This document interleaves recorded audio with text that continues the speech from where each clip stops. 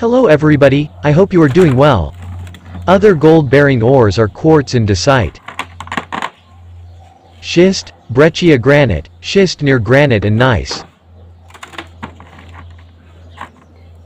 Quartz and slate near its contact with diorite. Gneiss is a banded or foliated granite-type rock in which mineral values can be found in layers.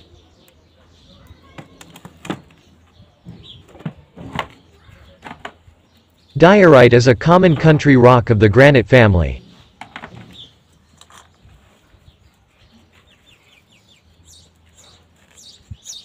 Basically composed of hornblende and feldspar. Gold or other values can also be extracted from eruptives, igneous rocks produced by volcanic action. Thank you for subscribing to GRH channel. If you liked this channel, make sure to subscribe for more. We hope you enjoy watching. Thanks again and welcome to GRH channel, Gold Recovery Hassan.